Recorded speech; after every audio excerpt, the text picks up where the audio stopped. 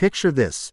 It's July 1st, and while New York City celebrates Independence Day, the Mets are staging their own annual ritual, handing Bobby Bonilla a check for about $1.19 million.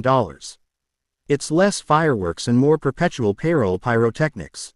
25 years after letting him walk, the Mets still can't shake him, like that one friend who never pays you back but shows up at every party. Welcome to the greatest hits of the contract that never ends, a deal so immortal it makes the Halloween franchise look punctual. The mastermind behind this financial ghost story wasn't some shadowy villain in a trench coat but rather Mets management circa 1999. Armed with spreadsheets, smoke machines, and perhaps an affinity for deferred gratification, they struck a deal more cunning than a fox in sneakers. Essentially, they hit snooze on Bonilla's $5.9 million debt until 2011, then agreed to pay him annually until 2035 at interest. Because why pay now when you can spread the guilt and the fan snark over generations? Of course, every good scam needs an enabler, and that's where Bonilla's agent struts in wearing mirrored sunglasses. His negotiation pitch: "Hey Mets, want to look like financial geniuses?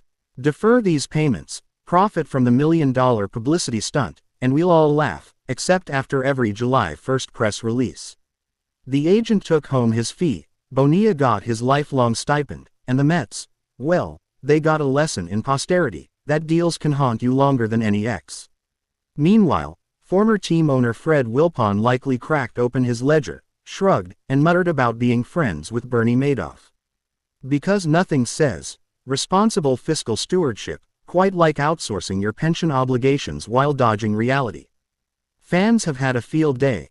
Memes, t-shirts, and enough sarcastic tweets on Bobby Bonilla Day to rival a fourth-quarter rally. It's the payroll equivalent of Groundhog Day, except instead of seeing your shadow, you see a check stub. So what did we learn from this never-ending contract fairy tale? Always read the fine print, especially if it's written in invisible ink and sealed with a chuckle.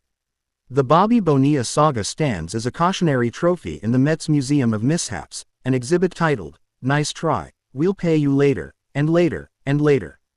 And come 2036, when the last installment clears the bank, someone's going to ring up Bobby for round 2.